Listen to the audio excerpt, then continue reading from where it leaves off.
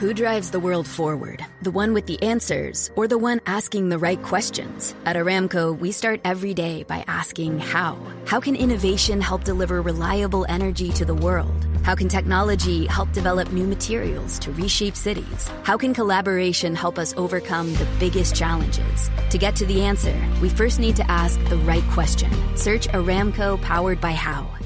Aramco is an energy and chemicals company with oil and gas production as its primary business. Bonjour, ici Patrick Pierrat, éditeur d'Info Bref. Voici l'essentiel des nouvelles en ce jeudi 27 novembre. 2 soldats ont été tués près de la Maison-Blanche. Le gouverneur de la Virginie occidentale a annoncé que 2 militaires membres de la garde nationale de l'État, qui est voisin de Washington, ont été tués dans une fusillade à quelques coins de rue de la Maison-Blanche. Le suspect, qui aurait visé les soldats, aurait été gravement blessé. Pour contexte, Donald Trump avait déployé en août dernier plus de 2000 militaires dans la capitale des États-Unis pour rétablir la loi, selon lui. Le président américain soutenait que Washington était dans une situation d'anarchie complète et totale et envahi par des gangs violents. Les médecins de famille reviennent à la table des négociations. François Legault a rencontré mardi le président de la Fédération des médecins omnipraticiens, le docteur Marc-André Ammiot. À la suite de cette rencontre, les 2 hommes ont convenu hier, dans une déclaration conjointe, qu'ils avaient convenu de reprendre des discussions formelles dès maintenant. Ils indiquent que si une entente est conclue, le gouvernement accepterait des modifications à la loi sur la rémunération des médecins, à condition toutefois qu'une partie de leur rémunération demeure conditionnelle à la prise en charge d'un nombre accru de patients. L'UPAC s'informe sur d'éventuels actes répréhensibles au sein du Parti libéral du Québec. L'unité permanente anticorruption est en train de valider des informations concernant des allégations d'actes répréhensibles qui visent le PLQ. Aucune enquête formelle n'a cependant été ouverte pour l'instant. Le chef libéral, Pablo Rodriguez, a affirmé qu'il souhaitait que l'UPAC fasse toute la lumière sur cette affaire et, s'il y a lieu, dépose les accusations qui s'imposent. Pour rappel, le Journal de Montréal avait rapporté des allégations selon lesquelles des membres du parti auraient été payés pour voter pour Pablo Rodriguez lors de la dernière course à la chefferie du parti. Ottawa a annoncé de nouvelles aides pour les industries les plus touchées par les tarifs douaniers.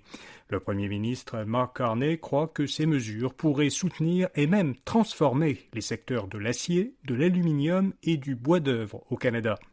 Le gouvernement fédéral va limiter davantage les importations d'acier étranger pour favoriser les producteurs canadiens. Il va aussi réduire de 50% les coûts de transport interprovincial de l'acier et du bois d'œuvre canadien. Le gouvernement compte par ailleurs octroyer 500 millions de dollars en financement aux entreprises du secteur forestier du bois d'œuvre résineux et 100 millions de dollars pour de la formation aux employés des secteurs qui sont touchés par les tarifs douaniers.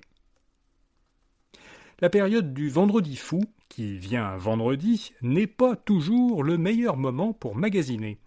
L'événement commercial du vendredi fou, pendant lequel les commerçants proposent des rabais très importants, du moins normalement, s'étire désormais sur une quinzaine de jours, observe Julien Gandelin, fondateur du site acheterlemeilleur.ca.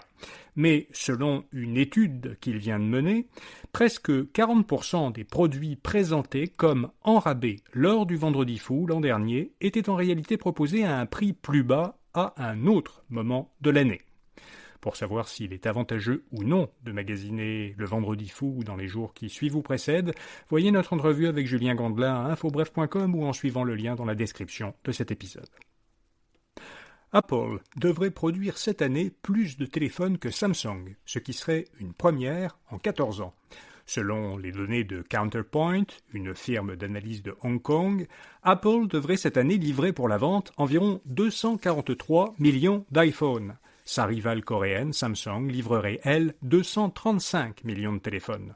Ce serait la première fois depuis 2011 qu'Apple ferait sortir d'usine en une année plus de téléphones intelligents que Samsung. L'une des raisons serait que beaucoup d'utilisateurs d'iPhone ont acheté leur appareil pendant la pandémie et qu'ils ont commencé cette année seulement à les remplacer par des modèles plus récents. La banque américaine JP Morgan fait une prévision optimiste sur le rendement futur du principal indice de la bourse américaine, le S&P 500. L'indice, qui est en hausse de 16% depuis le début de l'année, pourrait encore augmenter, selon la banque, augmenter d'un autre 10% d'ici la fin de l'an prochain. Ce scénario suppose 2 baisses consécutives de taux d'intérêt qui seraient décidées par la Réserve fédérale, suivies d'une pause, donc une stabilisation des taux. JP Morgan croit même que le rendement pourrait approcher 20% si les taux sont abaissés plus que 2 fois l'an prochain.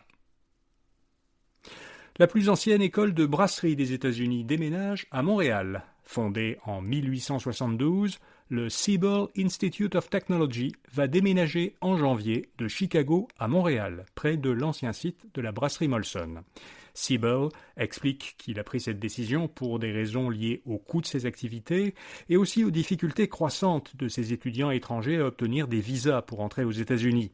L'école souligne que Montréal offre un cadre de vie dynamique, sécuritaire et culturellement riche aux étudiants, et qu'elle propose aussi une riche scène gastronomique et brassicole. Et puis Météo Média prédit un hiver d'antan. L'hiver s'annonce cette année plus froid et plus enneigé que la moyenne, selon les météorologues de la chaîne de télévision. Le froid devrait s'installer d'ici quelques semaines pour les 3 prochains mois. Les températures attendues resteraient ensuite sous les normales pendant tout l'hiver. La neige serait bien plus fréquente que la pluie dans la première moitié de l'hiver. Météo Média note que les amateurs de sport d'hiver seront comblés, mais que les pelles et les souffleuses seront particulièrement sollicités. Voilà, vous savez l'essentiel. Bonne journée et à demain matin. Taking care of your eyes shouldn't be a hassle. That's why Warby Parker is a one-stop shop for all your vision needs. Our prescription glasses and sunglasses are expertly crafted and unexpectedly affordable. Stop by a nearby store or use our app to virtually try on frames and get personalized recommendations. Did we mention we offer eye exams and take vision insurance too?